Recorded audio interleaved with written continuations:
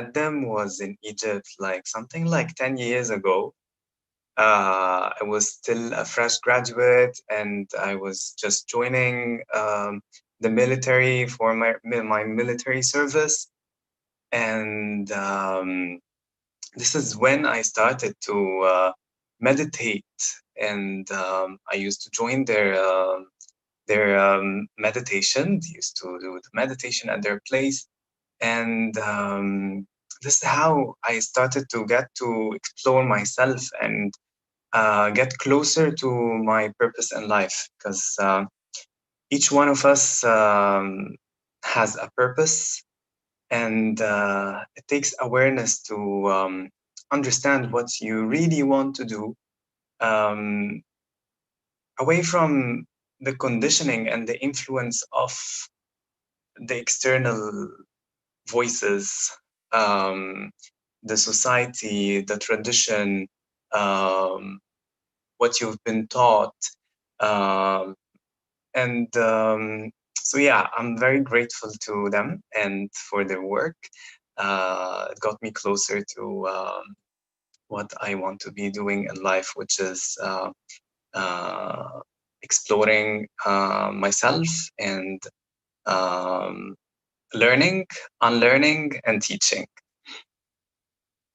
Today we're talking about inner marriage, and inner marriage um, is a beautiful concept. Uh, it's about inner awareness. It's about the union between the masculine and feminine within. Uh, we are not defined by our gendered and about sorry. We're not defined by our gender, and um, um, we think that because I'm a man, I should not uh, be operating from the feminine side. And for women, they kind of tend to operate from the feminine. And our conception about the masculine and feminine is not complete, or sometimes immature.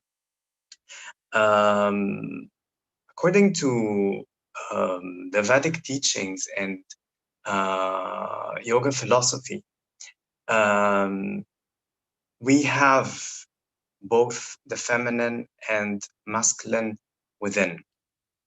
For example, according to the Hatha yoga tradition, our right side of the body carries the masculine energy, where the Pingala, one of the main energy channels, flows and connects us to the solar energy and the energy of the sun, while the left side, the Ida, connects us to the moon and the feminine qualities. And by practicing Hatha, we achieve the union between the Hat and Ta, the sun, and the moon, and their qualities within us. The masculine is about action, is about a determination, is about goals, is about doing, while the feminine is about receptivity, is about receiving, about feeling, about um, sensing. And um, science um, science talks a lot about like how the mind operates, and how half of our mind is like logical, which is a masculine quality, and how our mind is also creative, which is a feminine quality. And a balanced person should have the right and left hemispheres operating, um, like being in harmony together. You're creative, but at the same time, you kind of have your knowledge and have your opinion about things in life, and and this is how we you manifest. This is how you get things done, not just by dreaming, not just by imagining, but with having a plan that supports your imagination and supports your feelings and sensations. And that's the balance between the masculine and feminine. Uh, Today, we will explore the concept of inner marriage. We will understand the difference between the masculine and feminine energies. We'll talk a bit about the yoga philosophy. We'll talk about the three gunas, like the qualities of our reality, the qualities of the masculine and the feminine. We will also talk about self-realization and the inherited qualities from the parents. And then we will have some time for questions at the end of the session. If anyone has any questions, it would be helpful if you have a paper and a pen, so you can maybe take notes or write down your questions, and then by the end of the session, we discuss them. It's also good to have uh, it will be interactive, so you might be noticing things about yourself when we start to talk about the healthy masculine and feminine, the unhealthy masculine and feminine. So just take notes. As I was saying, there are two main energy channels uh, around our spine. One is connected to the masculine energy, the sun, and the other one is connected to the feminine energy, the moon. And when we start to um, spiritually develop, we start to activate both energies, and they kind of meet in a third energy channel, the Sushumna. And this is when a transformation starts to happen. This is when your eyes start to open and you see things differently. And it can be called the rising of the Kundalini, depicted as two serpents meeting together and dancing together.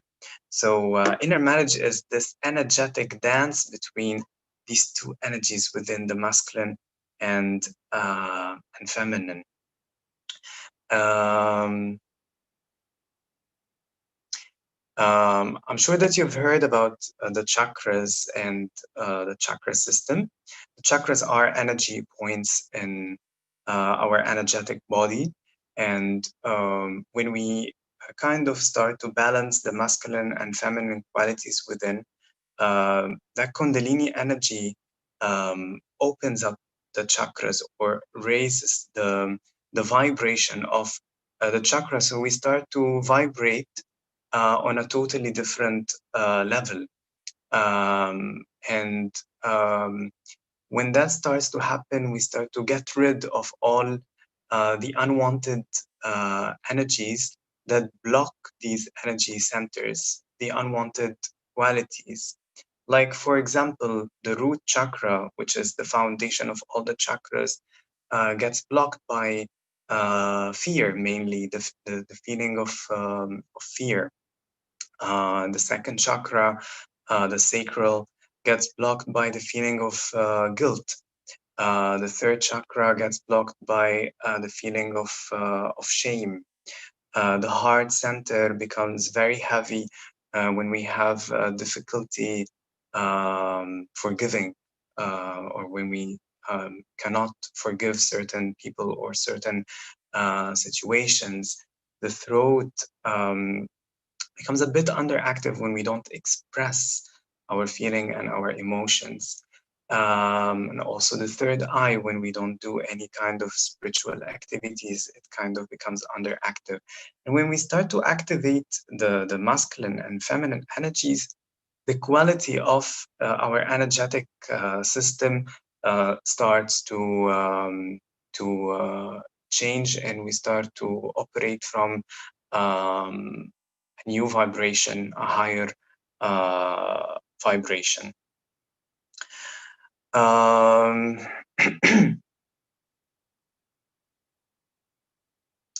so balance and balance between these energies. How can we achieve that balance? On the physical level, if there is too much physical strength, that is a masculine trait. If there is no flexibility, that is too much masculine energy. And if the body is hypermobile, that's too much feminine energies. So on the physical level, we need that balance between strength and flexibility. Someone has very tight body, tight muscles, this means that they are operating from the masculine, and they need a little bit of flexibility. They need a little bit of feminine energy flowing in their system. And on the mental level, if there's too much masculine energy, we tend to be very rigid with our opinions and how we see things, and we kind of suffer from attachment, aggression, and when the feminine is there, we kind of become mentally gentle. Um, so understanding the masculine and feminine energy affects us physically and affects us mentally, and of course, on the energetic level, as I mentioned earlier, a lot of changes start to happen. So what are the qualities of these energies? Uh, the feminine is like the non-linear. The masculine is linear. The feminine is like the moon, receptive to the energy of the sun, the light of the sun, and just reflects it, while the masculine is the sun itself. The feminine is like darkness, very receptive to the light. The masculine is light. The feminine is yin, the masculine is yang. The feminine is the left side of the body, the masculine is the right side of the body. The feminine is the energy of surrender, flow. The masculine is the energy of direction. In the elements, the element of water is feminine. The element of fire is very masculine. The feminine is slow and at ease. The masculine is fast. The feminine is sensitive, while the masculine is hard. Um, we're not supposed to be operating from only one energy.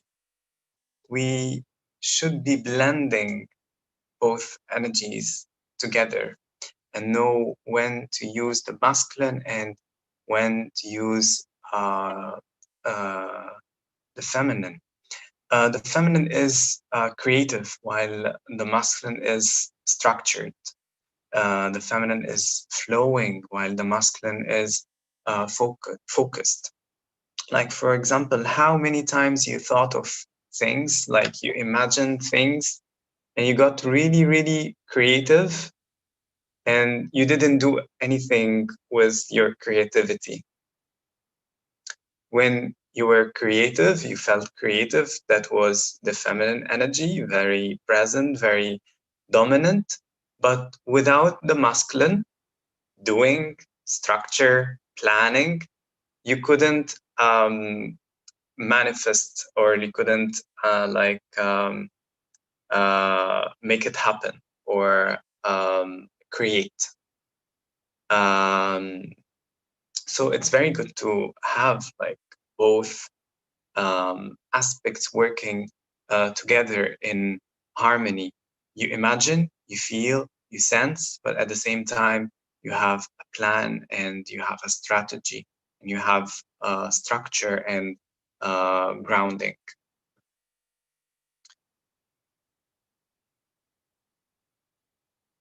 And then it's very popular now in um, the spiritual communities, the saying of just go with the flow. There are times when you need to go with the flow, and there are other times when you need to have a plan. And that's very, very important. Uh, in ancient India, uh, Shakti and Shiva, I'm sure you have heard of them, and they represent the divine masculine and the divine feminine. Shakti is dancing, flowing, the beauty, um, the madness, uh, um, the movement of the universe. And Shiva, the single pointed arrow of the manifest reality. And Shiva is our third eye, the very sharp vision. And they're dancing together all the time within us.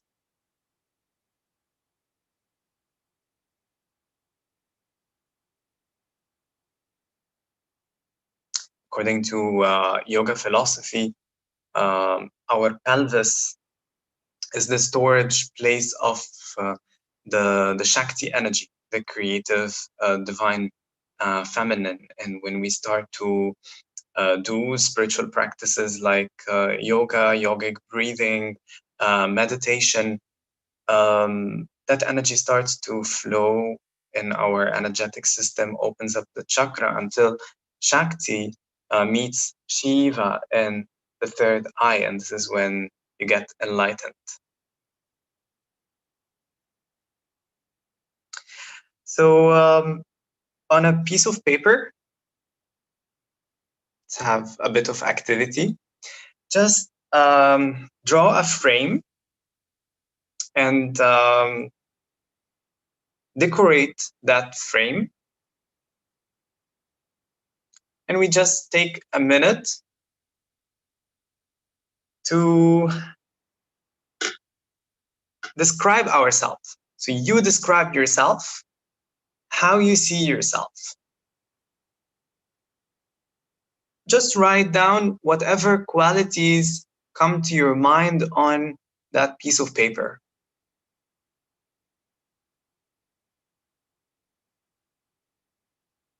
How you see yourself.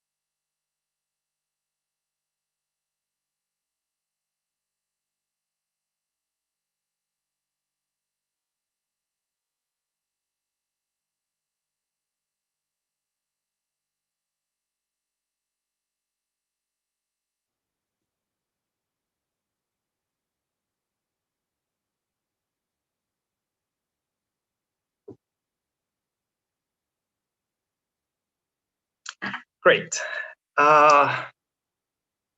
Now, according to the Vedic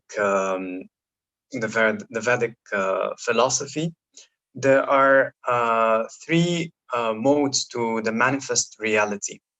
Everything around us is sattvic, rajasic, or tamasic. We have three qualities within us changing all the time. The quality of sattva is everything that is pure, light. The quality of rajas, everything that is moving, movement, and everything that is earthy. The quality of tamas is the dull and the heavy. And these qualities keep changing within us. These energies get affected by everything that we eat, our lifestyle, how we get dressed, the kind of people we communicate with, the kind of places that we visit, where we spend our time, how we spend our time. There's so many factors that influence these qualities, and the ratio between them should be like we shouldn't ignore any of them. They should all be there, but in a certain ratio. The sattva should be the highest, and then comes sattva is the purity, and then comes the rajas, the movement, and then the tamas, which is necessary for healing and grounding. But unfortunately, the ratio is now very different in our modern societies. So it's mostly rajasic. We're moving all the time, and we suffer attachment.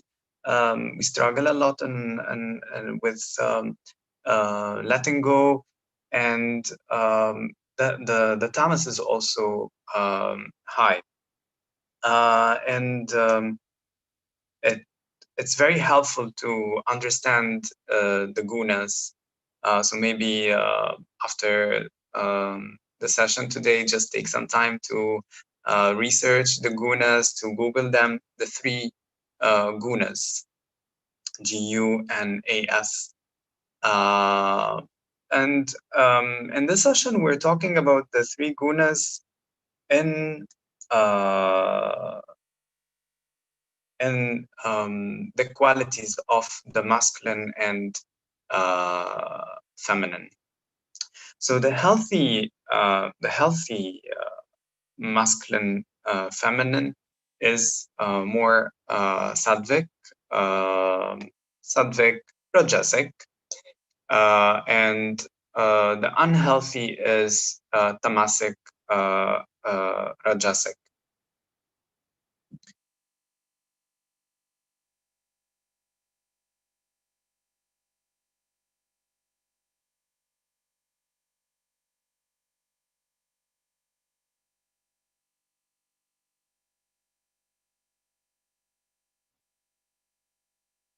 So, what are the sattvic or the healthy divine feminine qualities? As mentioned at the beginning, we have all these qualities within us, and the balance between them is the inner marriage. If we achieve this inner marriage, the marriage between the masculine and feminine within, the balance between the healthy masculine qualities and the healthy feminine qualities, that affects our entire life, affects our purpose, how we see things. It affects our relationship with ourselves and our relationship with everyone around us. And those who are in successful marriages are in successful marriages within them. They've achieved some sort of inner marriage, some sort of inner balance that allows them to flow well as partners. Um, so, what are the healthy divine feminine qualities within us? Maybe start to take notes. You can also scale each quality, like, for example, patient. From 0 to 10, you just write down like a scale, like by observing yourself. It's not about self-judgment. It's about self-realization. It's about understanding yourself. It's about being honest to yourself. So patient, listening. The divine feminine is the healthy feminine is listening. Those who can give time for others to talk and give them space. Nurturing, they nurture others, nurturing everyone around them. These qualities are within us and everything in nature, because the feminine is there in everything in nature. Also, the healthy feminine within is flexible, compassionate, calm, creative.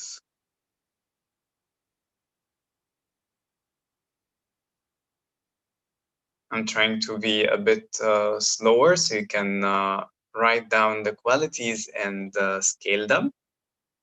The divine feminine within us is also playful. The healthy feminine is playful, gives time for playfulness, and it's our true nature, being playful.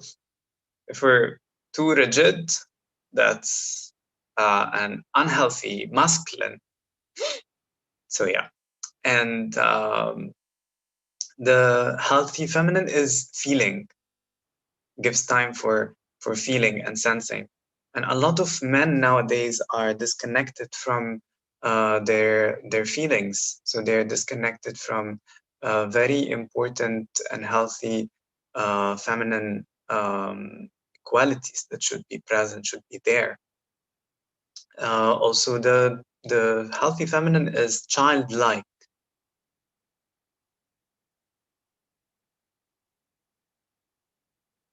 peaceful,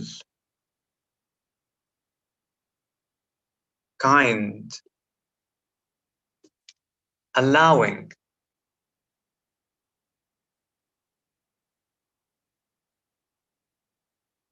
The healthy feminine is self-loving,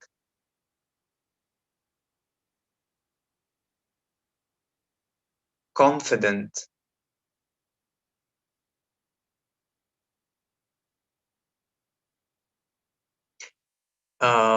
dependable. And it's very important to know when to ask for help and ask others to help us.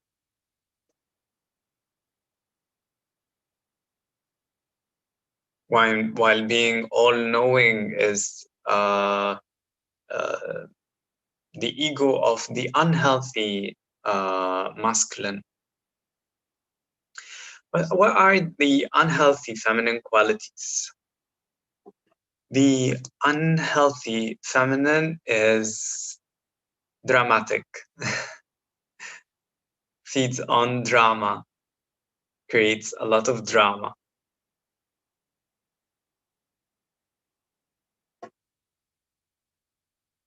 When sensitivity goes out of balance, out of order, sensitivity is important, and it's a healthy quality of the feminine, feeling, having the ability to feel. But when we become over dramatic, that's the unhealthy feminine. The unhealthy feminine is unfeeling, being manipulative is also an unhealthy feminine. Being seductive is unhealthy feminine. Being playful is healthy feminine, while being seductive is unhealthy feminine. Being rigid is, of course, unhealthy feminine, because the healthy feminine is flowing. Being insecure is unhealthy feminine. And a lot of men have insecurities. That's the unhealthy feminine in them. Unworthy, the feeling of being unworthy. That's also unhealthy feminine. Being jealous is unhealthy feminine. Being insensitive is unhealthy feminine. Lack of self-love, lack of self-appreciation is unhealthy feminine. The unhealthy feminine is also needy. We're just stating all these qualities to just become aware of them. And when we become aware of things, we change them. It's not like it's not like you have to do this, you have to do that. It's about being aware. Being aware of the consequences of whatever qualities you operate from. Being needy is unhealthy feminine. Being gossipy is unhealthy feminine. Being moody is unhealthy feminine.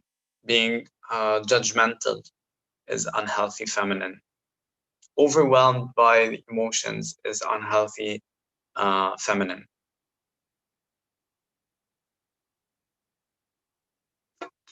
How about the masculine? The healthy masculine is courageous. The healthy masculine is loyal. The healthy masculine is protector, fearless. The healthy masculine is focused, detailed, leader. And it's important to know when to be the leader and when to be the follower, and try to find the balance between both in situations in life and in our relationships. Sometimes we lead and sometimes we follow. We can't be leading all the time. If we're leading all the time, then we're operating from the masculine all the time. And if we are just following all the time, we're operating from the feminine all the time. There are times where we need to be the leader and other times when we need to be the feminine. And the concept is not well established in the West. I remember something like 15 years ago, 17 years ago when I was in college, I took a lecture that was about in that lecture you get to know if you're a leader or if you're a follower, and it becomes your it's like your title. You are a leader and or you are a follower. We are both leaders and followers, and we should be. We should find that balance between them.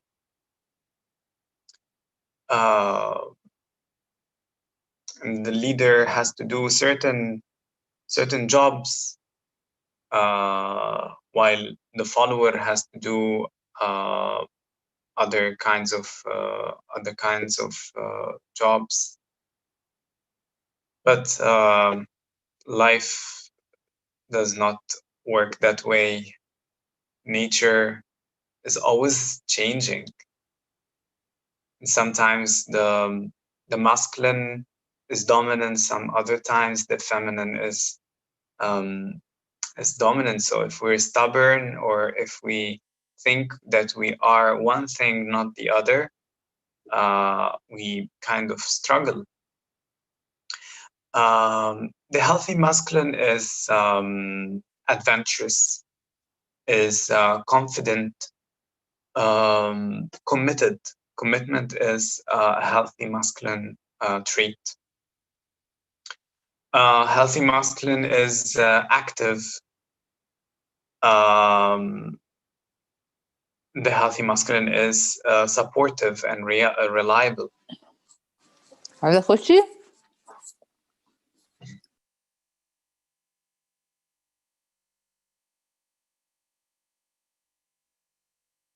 Okay.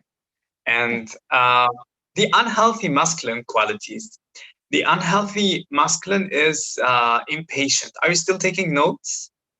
Are you still doing the rating scale? The impatient, the unhealthy masculine is impatient, forceful, and sometimes destructive. When you're forcing things to happen, you're operating from the unhealthy masculine. It's very good to have a plan, to know where you're going without the attachment to the results. You have a plan, you're working on it, you're doing your best, but forcing and being forceful is an unhealthy masculine quality. Being controlling is unhealthy masculine. Being stubborn, unhealthy. Being arrogant is unhealthy masculine. Being uncaring is unhealthy masculine. Being greedy is unhealthy masculine. Being confused also is unhealthy masculine. The narcissistic is unhealthy masculine. Being competitive is unhealthy masculine.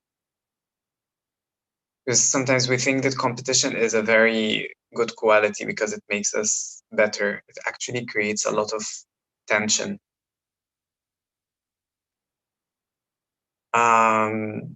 Fearful.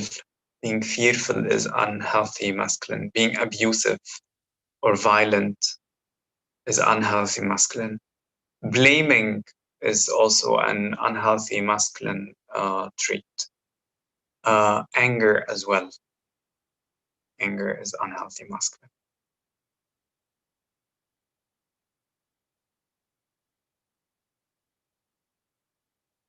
Great. Now we create another table. We have two more tables left. This table is about your mother. We inherit a lot of healthy traits and unhealthy traits from our family members. And by the way, this lecture that I'm giving today in 1 hour is we finished this material over the course of 3 days. But I'm trying to choose what is important so we can benefit from it. So we inherit a lot of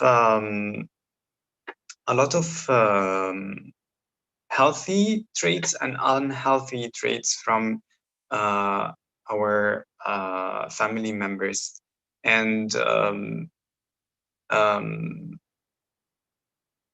you most of the time it's like one generation passing these qualities to the next generation, and sometimes there are qualities that we inherit from like many generations,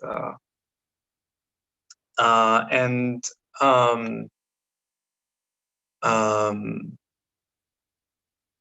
in this table just write the healthy feminine qualities that the mother has, and the healthy masculine qualities that your mother has, the unhealthy feminine qualities that your mother has, and the unhealthy masculine.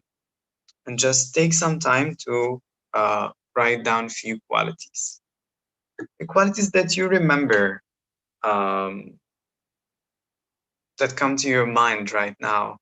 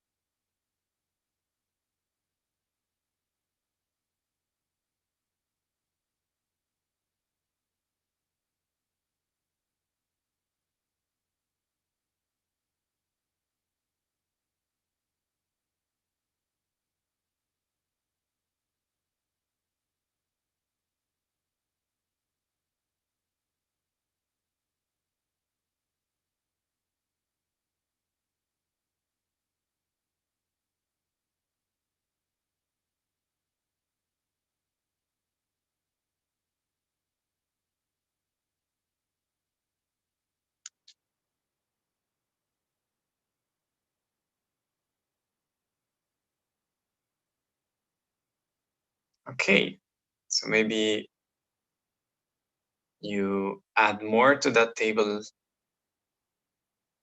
later. You can just use these guidelines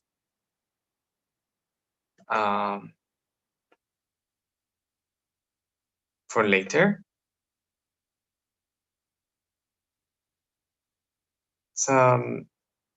Self-realization is the spiritual journey itself.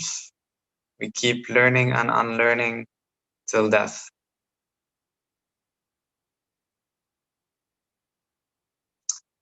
The father, also create another table for the father. They're healthy feminine, healthy masculine, unhealthy feminine, and unhealthy masculine.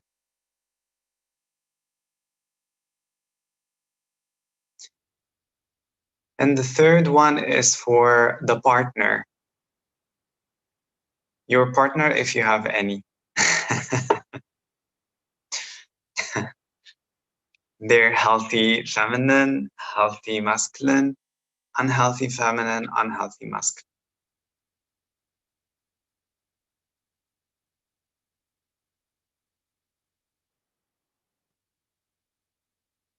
And after finishing these three tables, you can create one for yourself. But it takes time to fill the tables. So in my retreats, like we take like a couple of days to observe these things and to finish the tables. So just take your time with them and notice what you have from your parents and how your partner is mirroring the qualities that you might have inherited. Um, in life, we have patterns, and it's on the spiritual journey. It's very important to observe the patterns, things that keep repeating themselves. Like sometimes we have certain events happening over and over and over and over. Sometimes we attract certain things over and over. Like, for example, there are people that keep attracting the same kinds of partners over and over and over. They attract people who are like narcissistic or abusive, but it's not happening to them and it's not happening to us. Life is just not happening to us. We participate in the equation, and the journey of inner marriage is about taking responsibility. It's about taking responsibility of understanding the qualities of the masculine and feminine, the healthy and unhealthy, and taking responsibility of our thoughts and actions. And when we start to purify ourselves from all the unhealthy qualities, we start to attract partners who are on the same path. We start to, our partner is usually a reflection to us. The things that we hate in them are most of the time in us, things that we hate about ourselves and or we don't want um, in our life. And yeah, inner marriage is a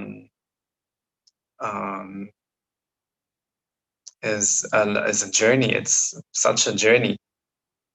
Keep learning things about yourself. You keep discovering things that you never thought were there.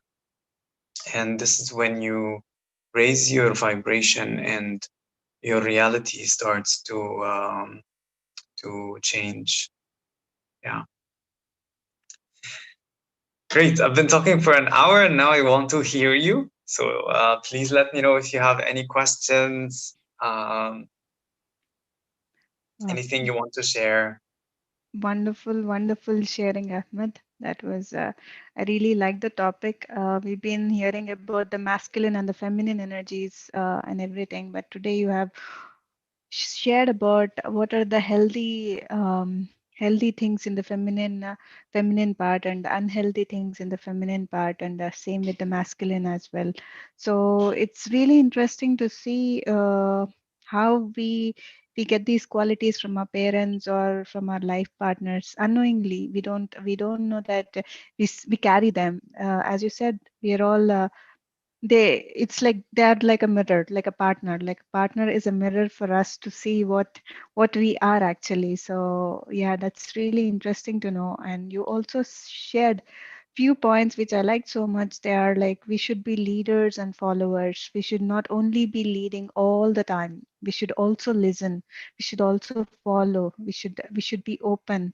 So as we should be flowing. That's really wonderful. And being aware is the key. Being in awareness is the key, and accepting that you have these qualities. And when you said that when we are aware that we have all these qualities, that is where the change happens. That is where we can see how to change it. And Yeah, this beautiful thing which you also said, that just do your part but don't get attached to the results. We yeah, always expectations, the expectations leads to suffering. And just do your part and leave the rest, and the results will come on its way. So yeah, that's again one good thing I've learned from this. And competition brings lots of tension. I think this is also, I think we have to learn, I think right from our childhood, in the schools or in any workplace or anywhere. Like this competition is like it's like, oh, you have to be competent, you have to see your colleague, or you have to see your friend who is studying good, that there's at that time we were not understanding what competition is bringing. But when we understand now, it is bringing lot of tension. We are in tension always, like we have to be ahead of others, like so this is really really good to know all these points, Ahmed. And the qualities which you have mentioned, we will surely make a point of all these things, and we will surely reflect upon us and where we need to work on this. You have shown, I know, these things which you take for days together to do the retreats. You have just covered it in 1 hour. I can understand how difficult it would have been on you, but you did great, Ahmed. And we're really thank happy you, to receive thank this you, knowledge. thank you, thank you. And and I'll ask our friends if they have anything to share. Friends, yes, Howaida, yes, please go ahead. Thank you, Ahmed, so much for the nice presentation. Thank Uh, you. I cannot say it's a presentation. It's self-analysis, Mm, and not only self-analysis, but also you went deep and deep because you were focusing on the mother and father, because some qualities which we had from our parents or partners, it built on us. So if it is unhealthy, we will suffer. If it is healthy, we will have a good life. So mm, it is analysis. I wrote down all the qualities you said, and I make the tables. And as you said, it needs a lot of time to scale them. This is will be the best for us. I wrote down only the qualities, but I'm sure 100% that when I scale them, all the tables, I think I will see myself in a different way, Mm, mm, because it's really a good exercise. And one of the things that Madhua said concerning the competition itself, it's not unhealthy quality. It is a good, healthy quality if we look at it as a win-win situation. So the competition will benefit both of us. But unfortunately, because we had this concept from the childhood that the competition, that I have to be the best, I have to be the winner. It's not like this. And I remember there is a picture, I like it so much. There is the three persons in a competition, and the first one had the flag that he is number one, and he was crying. And the number three, he was so happy. So the competition, he knows what is competition. Competition, it's that is I will win according to my abilities, not according to others. I win, I am the third one, but I feel so happy. The other one, he was the first one, but he doesn't feel happy even. So it's a matter of how I look at the competition, and all these qualities. When you are talking, I'm so sorry that I took a lot of time, but the session is very interesting. If I look at each quality, I will take hours and hours to talk about it. Yeah. I really thank you so much. And last thing, I would like to know. I live in Egypt, and now I am out of the country, but I would like to know how to contact you to attend the retreat with you. So it will be good if you write down the link or how we contact you. Sure, sure, sure. Thank you Thank you, so Howaida. much. Thank you for sharing. Thank you. Um, the discipline and uh, sense of discipline and commitment without tension is the healthy competition. Just by being disciplined and knowing that you're doing it for yourself, um, commitment in yoga, it's called tapas, the fire within that keeps us going, moving, wanting to do, wanting to become better. And the fire element has a beautiful quality that it transforms things from one state to another. Whatever you put in the fire becomes something else. So we have that fire within us, and we need to keep it going. We need to increase it.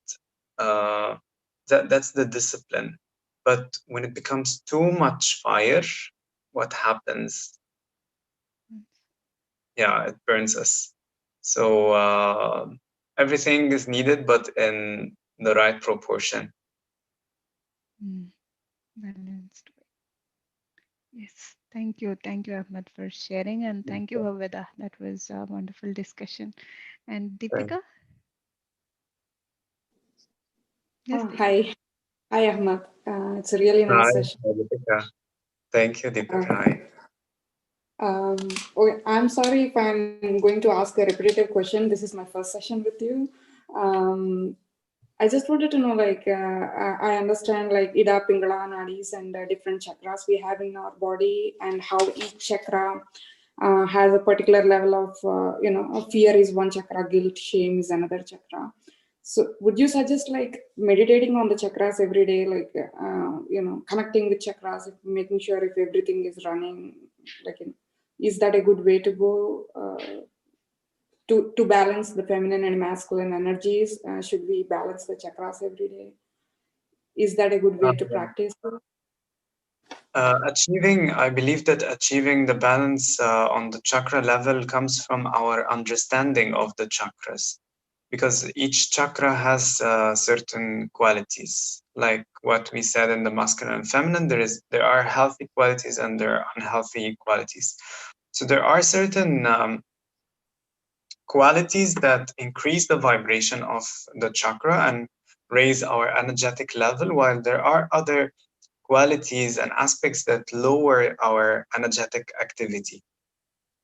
And each chakra governs certain physical, emotional, and spiritual aspects.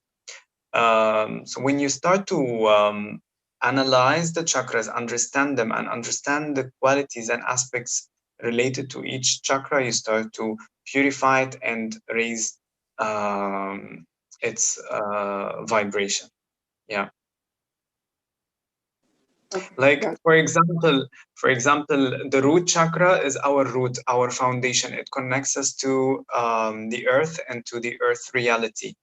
And that gives us a sense of belonging. You belong to this place, you belong to this tribe, you belong to this family. And when you have an underactivity in that chakra, you lose the connection with the earth reality, and you lose the sense of belonging. So you start to experience feelings like fear and insecurity. That's just an example.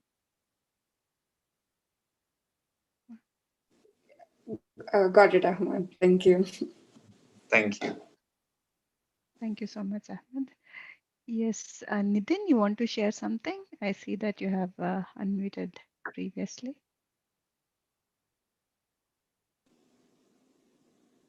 All right. No, So, Madhuji, no. It was actually. okay. Thank you. Anyway, by the way, it was a very great session. It was very crisp, and I tuned in after a very long time because of my workload, and today happened to be apt topic which was so relevant to me. So I was just sitting and listening to the whole discourse by him. And thank you, Ahmed. Thank you so much for it. Thank you. Thank you. Thank you for joining us. Thank you. Thank you, Nitin. And Ahmed, our friends here, they're sharing in the chat, they're sharing, expressing their gratitude and sharing that it's a wonderful session and a great Thank you. Much knowledge. love back. Thank you. Much love back. Yes. And Hi, Lakshmi? and this is Lakshmi here. Very nice session, wonderful session. Listing out all those qualities, I understood like my masculine energies or the masculine side is more stronger compared to the feminine side when I listed all the qualities. One question I had is like, yes, we understand that few of the qualities comes from our parents, but you also asked to list out the qualities with respect to the spouse. How is the spouse qualities are influencing on us? Mm-hmm. So there is always interaction, not just with the family members, it's also the friends, and not just friends, also nature, the nature around us. Uh, Sometimes certain elements in nature are more dominant than other elements, and there is always interaction. So it's always good to keep watching and keep observing how we influence things and how things influence us. But Okay. yeah, as kids, we look up to our parents. We get influenced a lot by their qualities and what they carry. So uh, the main influence comes from the parents, but it depends on the case, because in some cases the grandmother takes care of the kids, or an older uh, brother or sister. Yeah. Okay. So if we get by your chart, how I can identify like which all qualities are influencing more from spouse or family members or nearby, and how to work upon it? That's the journey. That's the journey Okay. itself. Yeah, that's the journey itself. There are no shortcuts.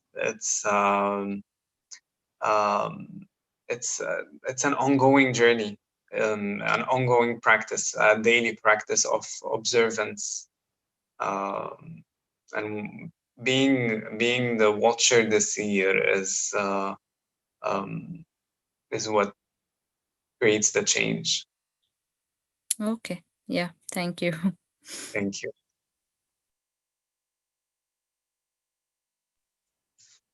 Thanks a lot, Ahmad. That was Thank a you.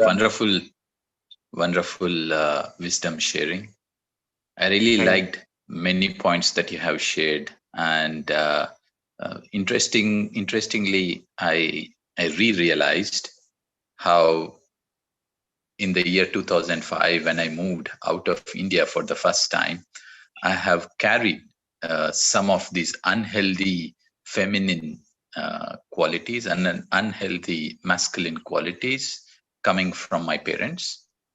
And I could only realize because I was living alone, and then becoming aware of them and acknowledging them, and having um, you know um, the tool of meditation to become conscious, and how the same energy can be converted into the healthy traits.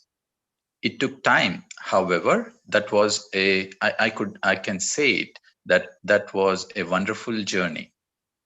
That was a journey that really got balance into life and into every aspect that was happening.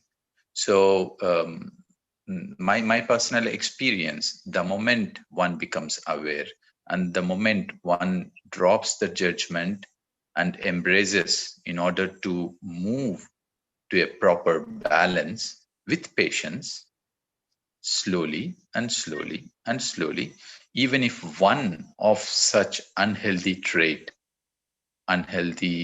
um, topic turns into a healthy quality, rest of the things is just a matter of time. So it was wonderful as you have shared all these points, and I was writing them, and evaluating myself, and then I realized how my old times transformed, becoming just aware and working on these things, and of course speaking with people, hearing their stories, reading books, all these things, spending time with myself, everything were all tools in finding this inner balance. So I'm very happy, very happy uh, to hear these things and revisit those memories that were so strengthening from deep within. Thank you. Thank you, Ram. Thank you. Thank you so much, Ram. And Ahmed, I would like to ask, if you have time, if you can share us a journey of yours. I know your journey, but many of our friends here, they don't know your journey. Can you please share a little bit about your journey? And then guide us into a very short meditation, maybe 5 minute Yes, meditation. yes. So I graduated from the Faculty of Science. I'm originally a biotechnologist. I worked in research a bit until I started to meditate during my military service, and read self-help books and spiritual books. And this is when I started to realize that, oh my God, there are so many things to explore and work on within me. A lot of things. Now I know that uh, the feminine, the unhealthy feminine and the unhealthy masculine, I can define them, but before it was very overwhelming, like, wow, I have so many things to transform. uh, until I started to meditate, and I took it from there. Regular meditation, um, sitting with my discomfort was a very important practice. Sitting with the discomfort, sitting with the feelings, sitting with the sensations, observing, writing, uh, spending time alone, silence. I used to go to a place close to where I live, Wadi Dagla protected area, just sit there quietly and just observe, just meditate, go for a silent walk. I used to do it very often because the military service that period was very overwhelming. And after I finished the military service, um, I wasn't sure where to go until I made a decision that I will do the things that I feel connected to, the things that make me feel alive, the things that make me feel connected to myself. So I started working with crystals because I've always had a connection with crystals and the mineral kingdom. I started making jewelry and selling my jewelry, and that opened a lot of doors for me to explore the energetic nature of the crystals and the elements. So I started learning about energy healing, um, um, practicing yoga, and then traveling to India to do my yoga teacher training, traveling to places in the Far East to learn the different energy healing techniques. And I was craving knowledge and learning. So I learned a lot of things like reflexology, Reiki, pranic healing, crystal healing, aromatherapy, the different kinds of massage, psychometry. I took courses in developing psychic awareness, like meditation courses, visualization, a lot of things. Ayurvedic nutrition, and by the way, I find Ayurveda a very powerful tool for self-realization. And I believe that it all starts in the kitchen. It starts with what we put in our system, what we put in our body. When we start to purify the things that we put in our system, our consciousness changes a lot. Everything has consciousness and everything has energy. So we need to be very aware and very careful with what we put in our system, because that becomes us. And when we start to change the things that we put in our system, we change, we become different. Our consciousness totally changes. And that also had a huge influence on me when I went vegetarian something like 7 years ago. And I've been teaching all that for 7 years. And that's it. That's the journey. And it's an ongoing process of learning and unlearning. Every time I feel that, oh, wow, okay, then now I feel like this is my ground. I consciously choose to shake my ground so I can challenge myself to get out of the comfort zone, because life is like that, keeps changing, and we should always be in continuous flow with it. We tend to think of the journey as a goal that we reach at the end of the path, but it's actually the path itself, and that path has to be adventurous. And we actually make it adventurous. We choose to make it adventurous by challenging ourselves, by doing new things, by going to new places, by meeting new people, challenging ourselves mentally, physically. Yeah. Wow. Let's start the meditation. We do a very short meditation.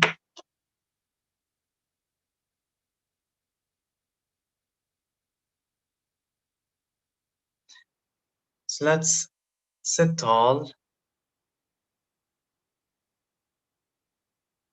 lengthening through the spine and just closing our eyes.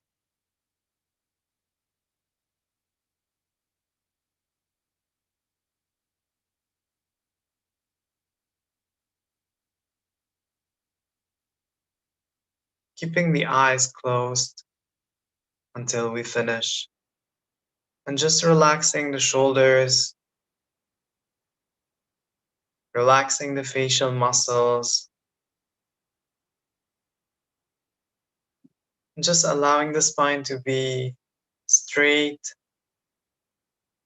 sit bones grounded, crown of the head reaching up to the sky.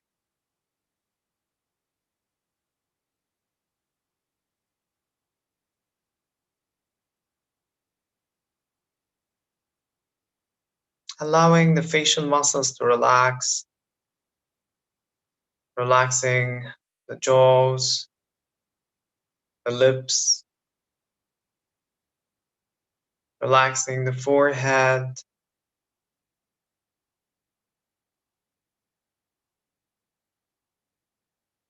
and releasing the space between the eyebrows, relaxing it, relaxing the space behind the eyes.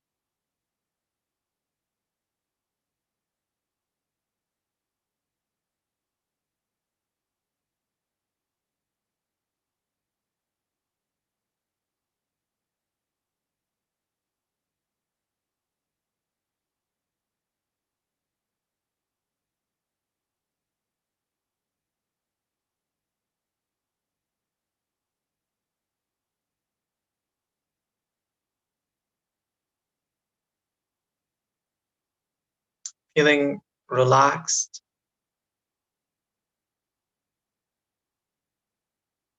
starting to bring our awareness to the external sounds, all the sounds around us.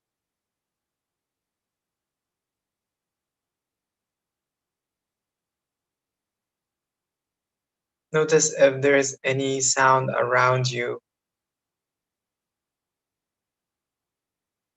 And just notice it as it is without trying to change it.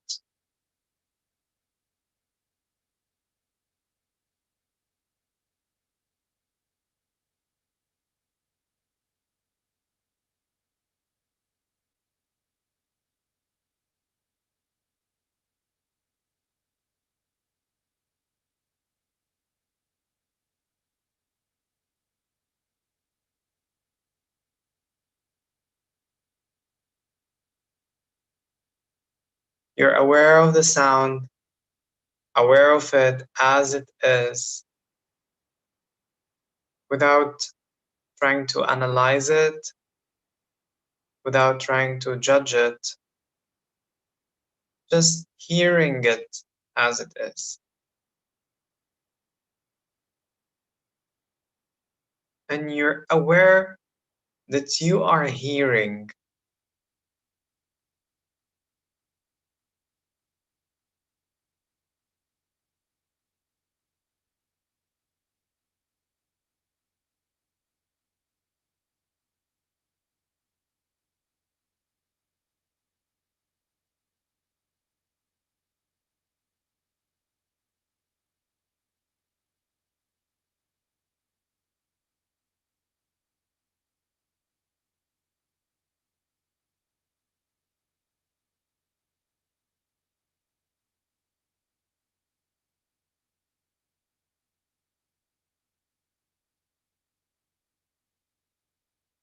Now shifting your awareness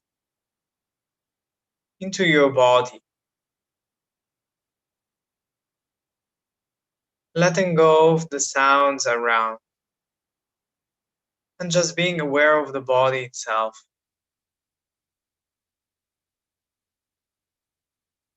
You're aware of the right foot, the right toes,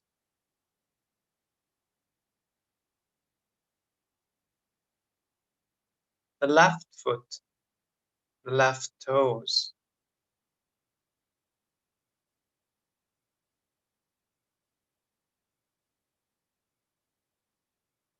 The sole of the right foot,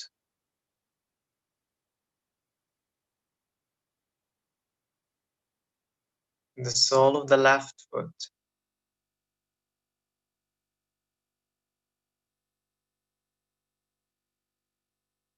The right knee,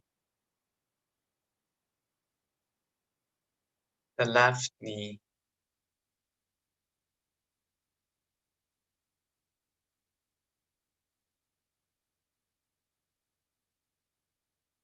The right thigh, the left thigh.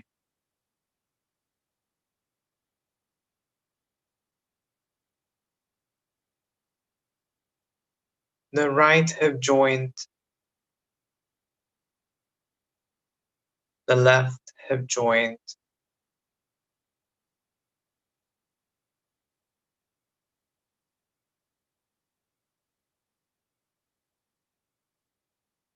Become aware of your pelvis, the base of the pelvis, the pelvic floor.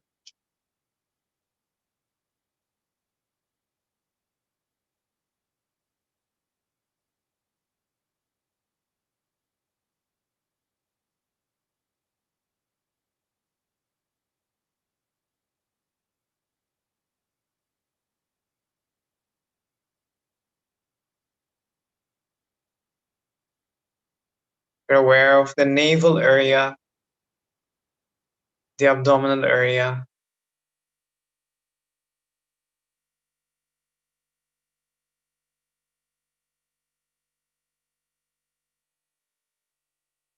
And shifting your focus up to your heart, the middle of the chest, the right side of the chest, the left side of the chest,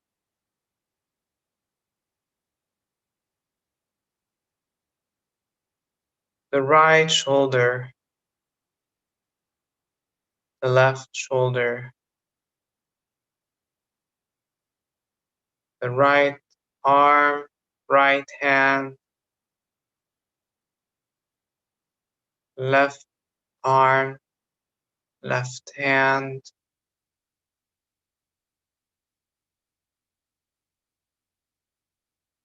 your right ear,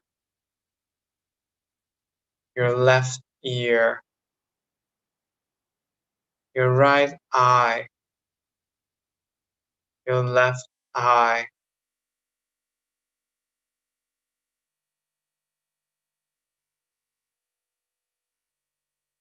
your right nostril, and your left nostril.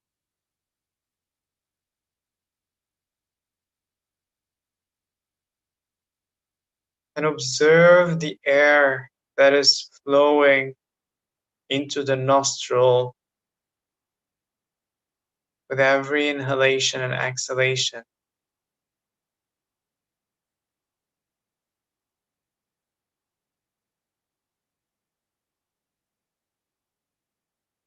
And notice if there is one nostril more open than the other,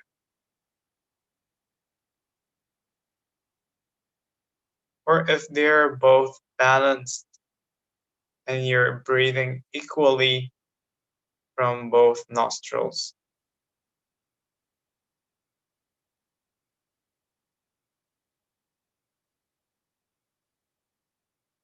And just stay with the breath for a few moments,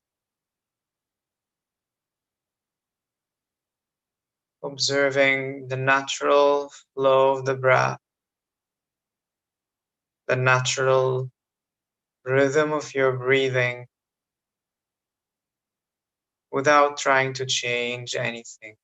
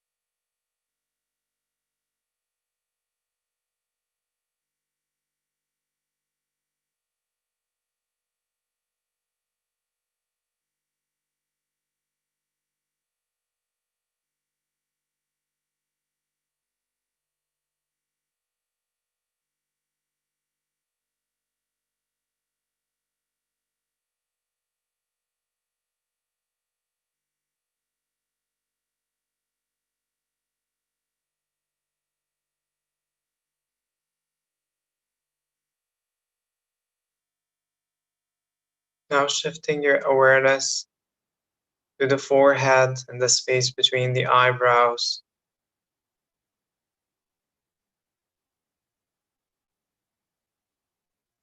and affirming balance.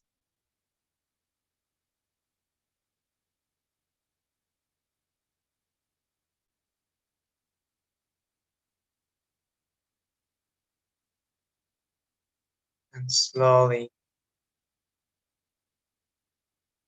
covering the face with the hands,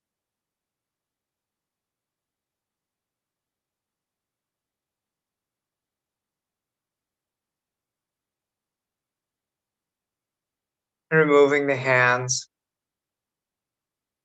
and opening your eyes, coming back.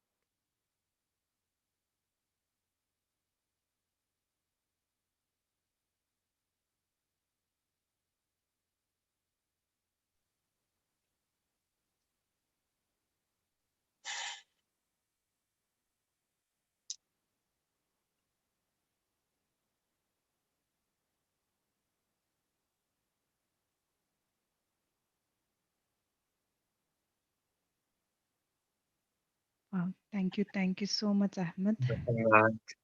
Thank you. That was very deep. Though it was very short, your guidance was very beautiful. And at the end, when you said that to focus your attention in the third eye region, I could feel a lot of pulsations or deep, poking sensations in the forehead, and the affirming that to balance there, the Shakti connecting to the Shiva. That was really I could able to experience. And thank you once again, Ahmed, and wonderful experience of your journey that you have shared, because that's very important to know each and every person's life journey. And you are a real inspiration, because you did not get lost with the material world, but you have found yourself, and you have realized yourself, and you're helping many to realize themselves. And I'm really happy that I found a great friend that Same here. the Same the here. qu- the qualities you have, the sensitive qualities you have, I always adore that. And thank you for being who you really are. And yeah, from all of our friends here, I would thank once again you. And thank you for Thank giving us your time, Ahmed. And we will Thank really you. work upon what you have shared. Thank you. I'm really grateful for this opportunity, for giving me the time to share with everyone who joined us today. Thank you, everyone, for joining us, for listening, and just sending my love to each person who joined us today. And thank you, Madhu. Thank you, Ram. Thank Thank you. you. Thank you. Thank you Thank you for so much, everything that you're Ahmed. doing. Thank you. Thank you. Thank Thank you. you. Namaste. And my Namaste, salama. everyone. Namaste. Thank you. Bye bye. Thank you. Bye bye. Bye bye. Bye bye. Thank you. So, friends, that was a wonderful session by Ahmed, our friend Ahmed. And tomorrow with again the soul food in the soul food retreat, we'll be having one more master who will be sharing this concept of science of meditation. And this is if you're in PSSM, if you know masters, this master is the editor of Spiritual India magazine, and he's been working tirelessly in editing all the articles, and he's an amazing person. He's none other than Venu. And please do join us tomorrow and listen to this master's experiences and the science of meditation. So till we see each other. And one more thing, tomorrow we have our Master Yana session in the morning. Tomorrow is Monday. Monday morning, we have this gift of Yana um, guiding us into this wonderful meditation. Please do attend the session. It will be happening at 6 a.m. Germany time, which is 10:30 a.m. India time, and 7 a.m. Egypt time. Till we see each other, have a lovely day, a lovely evening, and a lovely night. Namaste to all. Bye-bye. Thank you, Madhu, and bye Thank you, bye. Howaida. Bye-bye. Bye. Thank you, Madhu, and everyone. Thank you, Swapna.